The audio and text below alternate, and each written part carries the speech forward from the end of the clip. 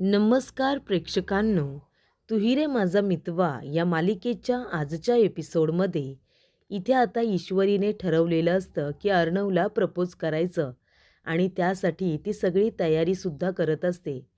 तेव्हा इथे प्रत्येक ठिकाणी ईश्वरीला अर्णव दिसत असतो. अर्णवने आपल्या हातामध्ये इथे पाण्याचा पाईप धरलेला असतो आणि तो सगळीकडे आता पाणी मारत असतो आणि पाण्याबरोबर खेळतसुद्धा असतो. तेवढ्यातच तिथे ईश्वरी येते आणि म्हणत असते, अर्णव सर, हे काय करताय तुम्ही? तेव्हा अर्णव लहान मुलांसारखा त्या पाण्याबरोबर खेळत असतो, इकडे तिकडे बागडत असतो. तेव्हा ईश्वरी अर्णवच्या समोर येऊन उभी राहते आणि त्याला म्हणत असते की अर्णव सर, हे काय करताय तुम्ही? तेव्हा अर्णव म्हणत असतो की मी सिंदौर, आज या प्रेमाच्या इथे पाण्यामध्ये मला भिजून जावंसं वाटतंय. तेव्हा इथे ईश्वरी म्हणते, काय?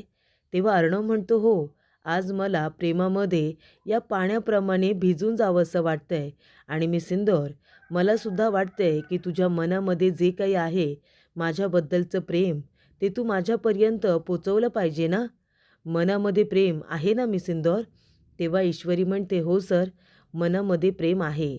तेव्हा इथे अर्णव तिच्या हातामध्ये आता गुलाबांच्या पाकळ्या असलेलं ताट असतं. त्याच्यामधली फुलं तो उचलतो आणि तिच्या चेहऱ्यावरती मारतो. तेव्हा ईश्वरी इथे लाजायला लागते. तेव्हा अर्णव म्हणतो, मी सिंदौर, आता लाजायचे दिवस गेले. तू काय आता लाजतच राहणार आहेस का? तुझ्या मनामध्ये जे काही प्रेम आहे ते तू माझ्यापर्यंत पोचवणार नाहीस का? असं नाही करायचं मी सिंदौर. जे काही आहे तुझ्या मनात ते आता कळलं पाहिजे. तेव्हा ईश्वरी म्हणते, हो सर, माझ्या मनात तुमच्याबद्दल जे प्रेम आहे ना, ते मला तुमच्यापर्यंत पोचवायचंच आहे. आणि तेव्हा प्रेक्षकांनो, ईश्वरीच्या हातामध्ये ज्या गुलाबाच्या पाकळ्या असतात त्या ती आता स्वतःवरतीच उडवून घेते. त्यानंतर प्रेक्षकांनो, इथे नम्रता तो बॉक्स आता व्यवस्थित क्लीन करायला बसलेली असते. ती म्हणत असते की आता मी ह्या बॉक्सला पूर्णपणे छान असं नटवणार आहे. आई बरोबर बोलत होती, या बॉक्सवरती किती धूळ पडले, किती घाण झालाय तो. त्याला मी आधीच आहे ना क्लीन करायला हवं होतं. हा आतला कपडा किती घाण झालाय, त्याच्या जागी दुसरा कपडा टाकायला हवा. तेव्हा प्रेक्षकांनो, नम्रता आता तो लाल रंगाचा कपडा काढायला जात असते, जो इथे आता वल्लरीने खूपच व्यवस्थितरित्या चिटकवून ठेवलेला असतो. त्यानंतर प्रेक्षकांनो, इथे आता नम्रता ते काढायला जाणार. तेवढ्यातच वल्लरी येते आणि म्हणते, आतमध्ये येऊ का? तेव्हा प्रेक्षकांनो, इथे आता नम्रता म्हणत असते, मामी तुम्ही या ना, या प्लीज या. तेव्हा इथे आता वल्लरी आलेली असते. तेव्हा नम्रता म्हणते, तुम्ही असं अचानक आलात, थांबा हा, तुम्हाला पाणी देते. तेव्हा इथे पाणी प्यायला दिलं जातं आणि तेव्हा नम्रता म्हणत असते, मामी, अहो काही काम होतं का? तेव्हा वल्लरी म्हणत असते, अगं काय गं, काम असल्यावरच मी यायचं का? तेव्हा नम्रता म्हणते, नाही असं काही नाही आहे. तेव्हा वल्लरी म्हणते, तसं कामच होतं. माझी मैत्रीण आहे ना, तिला अगं आहे ना पेढे हवीत. तर मी विचार केला की तुमचं किचन क्लाउड आहे ना, तुम्हालाच ऑर्डर द्यावी पेढ्यांची. तुम्ही ताजे ताजे उत्तम क्वालिटीचे पेढे द्याल, बरोबर ना? तेव्हा इथे नम्रता म्हणते, हो नक्कीच देऊ ना आम्ही. तुम्ही फक्त सांगा तुम्हाला किती पेढे हवेत आणि तुम्हाला इथे यायची काय गरज होती? तुम्ही जरी आम्हाला फोन केला असतात, मला एक फोन केला असतात ना, तरीसुद्धा मी तुम्हाला बढिया इथे पेढे पाठवून दिले असते. तेव्हा प्रेक्षकांनो, इथे आता नम्रता गप्पच बसलेली असते. तेव्हा वल्लरी म्हणत असते, काय गं, तुमच्यामध्ये चहा वगैरे देण्याची पद्धत आहे की नाही? की पाहुण्याला पाणी देऊन तुम्ही पाठवून देता लगेच? नम्रता म्हणते, नाही अजिबात नाही. चहा तर तयारच आहे मामी, मी तुमच्यासाठी घेऊन येते. आणि तेव्हा नम्रता चहा आणायला गेलेली असते. तेव्हा वल्लरी म्हणत असते की त्याच्यामध्ये आळससुद्धा घाला चहामध्ये. तेव्हा नम्रता म्हणते, हो हो, आळससुद्धा घालते, बढिया चहा बनवते तुमच्यासाठी. तेव्हा इथे तुमच्यासाठी उपमा बनवू की पोहे खाण्यासाठी? वल्लरी म्हणते, नाही नको नको, काही नको, फक्त माझ्यासाठी चहा कर. तेव्हा इथे नम्रता म्हणते, ठीक आहे. तेव्हा नम्रता चहा बनवायला बिझी असते. तेवढ्यातच मामी आता नेगेटिव्हज काढून घेतात आणि नेगेटिव्हज काढल्यानंतर लगेचच आपल्या हातातल्या बॅगमध्ये ठेवून देतात. तर आता मामी ज्या कामासाठी आलेले असतात ते काम तर उत्तम पद्धतीने झालेलं असतं. नम्रताचं लक्ष नाही आहे ही खात्री करूनच वल्लरीने त्या नेगेटिव्ह चोरलेल्या असतात. त्यानंतर प्रेक्षकांनो, इथे आता नम्रता आलेली असते. ती म्हणते, "मामी चहा घ्या ना." तेव्हा वल्लरी म्हणते, "नाही नको गं, चहा वगैरे आता नको मी आता निघते. उशीर झालाय ना खूप." तेव्हा नम्रता म्हणते, "अहो पण ती पेढ्यांची ऑर्डर?" तेव्हा वल्लरी म्हणते, "मी एक काम करते, माझ्या मैत्रिणीजवळ बोलते, तिला किती किलो पेढे हवेत ते मी विचारते आणि तुला सांगते हां." तेव्हा इथे नम्रता म्हणते, "ठीक आहे." वल्लरी आता घाईघाईने गेलेली असते. तेव्हा नम्रता म्हणते, की "हे काय? आल्या काय पेढ्यांची ऑर्डर द्यायची आहे म्हणून आणि ऑर्डर न देता निघून गेल्या. तेव्हा ह्या मामींचं नक्की चाललंय तरी काय?" असं नम्रताला वाटत असतं. त्यानंतर प्रेक्षकांनो, इथे आता ईश्वरीने छान डेकोरेशन केलेलं असतं. ईश्वरी म्हणते, "बढिया." आता अर्णव सरांना काहीतरी स्पेशल सांगायचं आहे, तर मग तयारीसुद्धा छानच झाली पाहिजे ना. जेव्हा इथे तयारी बढिया होईल, तेव्हाच तर मनातलं सगळं काही अर्णव सरांपर्यंत पोचवता येईल, असं प्रेक्षकांनो ईश्वरी म्हणत असते. ईश्वरी म्हणत असते, "आज काही झालं ना, तरीसुद्धा मी माझ्या मनातलं अर्णव सरांना सांगणार म्हणजे सांगणारच." तेव्हा प्रेक्षकांनो, ईश्वरी म्हणते, की "वाह! बढिया डेकोरेशन झालंय." तेव्हा तिने छान इथे लाइटिंग वगैरे लावलेली असते. काही ठिकाणी कॅन्डल्स लावलेले असतात. गुलाबांच्या पाकळ्या आणलेल्या असतात आणि त्या ती आता वरती एका जाळीमध्ये आता लावणार असते. तेव्हा ईश्वरी म्हणते, की "ही बढिया आयडिया आहे. आता याच्यामध्ये सगळ्या पाकळ्या मी ठेवणार आणि ही रशी खेचली, की सगळ्या पाकळ्या अर्णव सरांच्या अंगावरती पडणार." तेव्हा प्रेक्षकांनो, तिने आता छान अशी जाळी आणलेली असते आणि त्याच्यामध्ये ती पाकळ्या ठेवणार असते. तर इथे वल्लरीने निगेटिव्हज आता चोरलेले असतात आणि त्याचे फोटोसुद्धा तयार केलेले असतात. तेव्हा वल्लरी म्हणते, की "चला, ज्या फोटोंची मी वाट बघत होते, ते फोटो आता मला फायनली भेटलेले आहेत. हे फोटो एकदा का ईश्वरी अर्णव या दोघांच्या हाती लागले, की मग अर्णव लगेचच ईश्वरीला आपल्या आयुष्यातून कायमची काढून टाकेल. कायमची ती आमच्या घरातून सुद्धा निघून जाईल, असं वल्लरीला वाटतं." वल्लरी म्हणते, "आता ती वेळ आलेली आहे.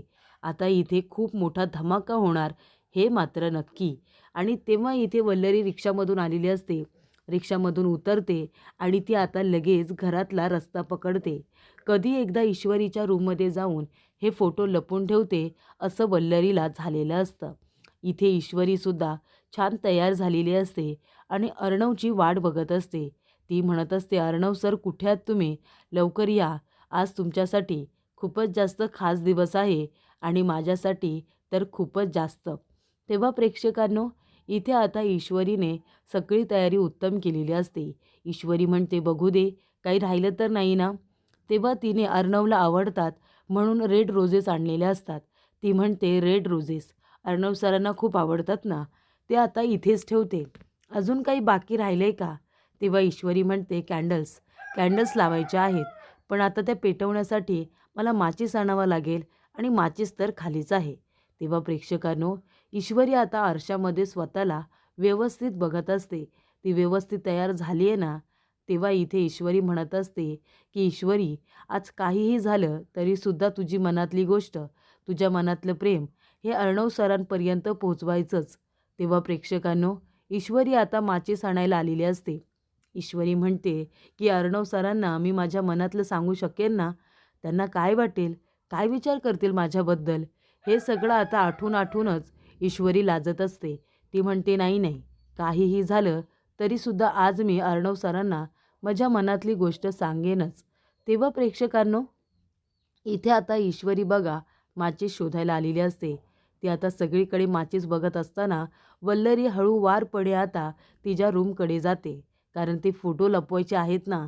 सुखासुखी चाललेला संसार वल्लरीला काही बघवत नाही आहे. काहीतरी तमाशा झाला पाहिजे, त्यासाठी वल्लरी प्रयत्न करत असते. तेव्हा प्रेक्षकांनो, वल्लरी रूममध्ये येते आणि म्हणते, "अरे वा, तयारी तर खूपच छान केलेली आहे. आणि हे काय, याच्यामध्ये गुलाबांची फुलं आहेत वाटतं." तेव्हा आता गुलाबाच्या फुलांबरोबर हे फोटोसुद्धा ठेवते ना, म्हणजे गुलाबाच्या पाकळ्या अंगावरती पडल्या की हे फोटोसुद्धा दोघांच्याही अंगावरती पडतील आणि मग काय, मग खूप मोठा धमाका होईल, खूप जास्त तमाशा होईल आणि लवकरात लवकर अर्णव त्या ईश्वरीला धक्के मारून या घरातून बाहेर काढेल, असं वल्लरीला वाटत असतं. म्हणून आता वल्लरीने त्या जाळीमध्येच, ज्याच्यामध्ये ईश्वरीने गुलाबाच्या पाकळ्या ठेवलेल्या असतात, त्याच्यामध्येच ती आता ते फोटोसुद्धा ठेवते. तेवढ्यातच प्रेक्षकांनो ईश्वरीला माचीस मिळालेला असतो. तेव्हा तो माचीस घेते आणि रूममध्ये येते कॅन्डल्स लावण्यासाठी. तेव्हा ती दरवाजा उघडते. वल्लरी दरवाजाच्या मागे लपून बसते आणि त्यानंतरला ती इथे ईश्वरीचं लक्ष नाही आहे याची खात्री करून बाहेर पडते.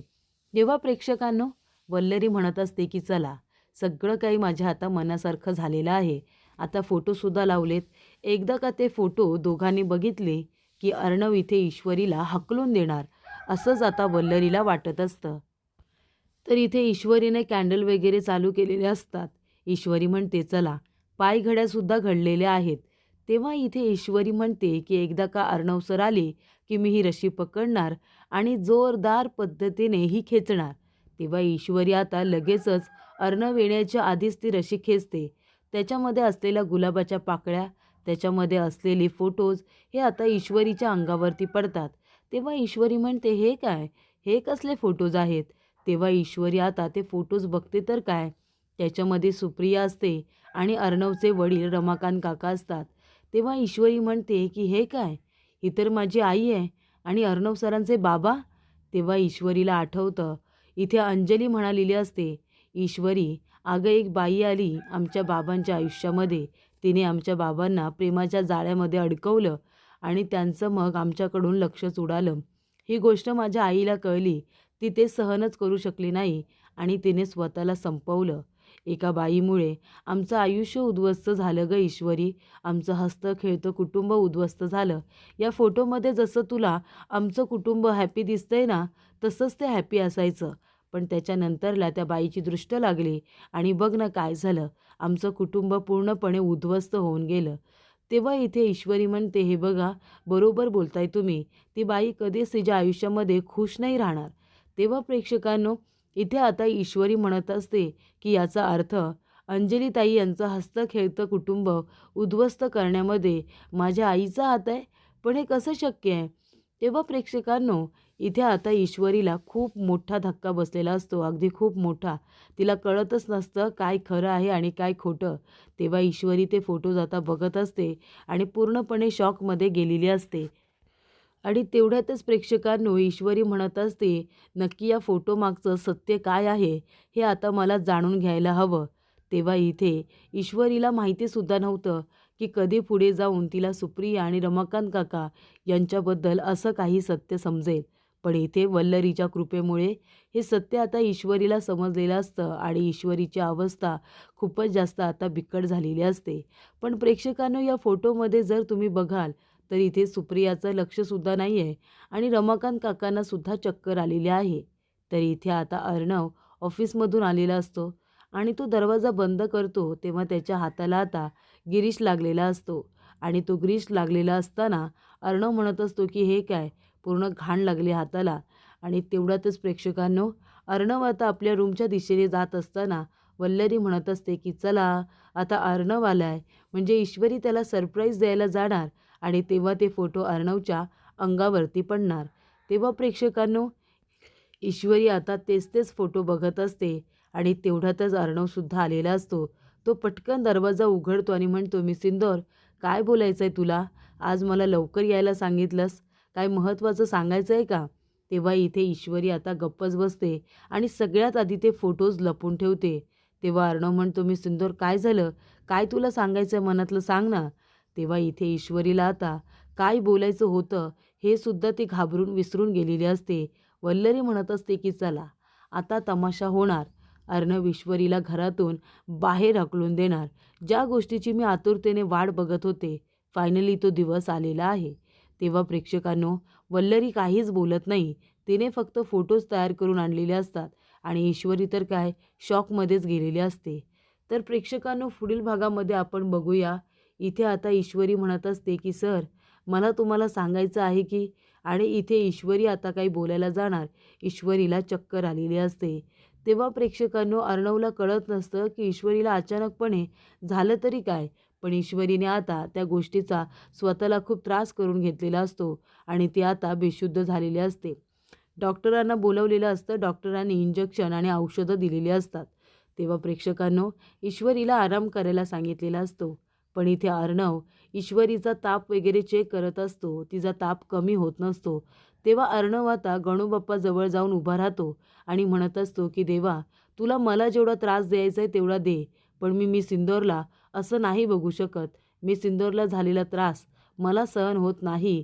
असं अर्णव म्हणत असतो की तिला लवकरात लवकर बरं कर, लवकरात लवकर बरं कर देवा, असं आता अर्णवचं म्हणणं असतं.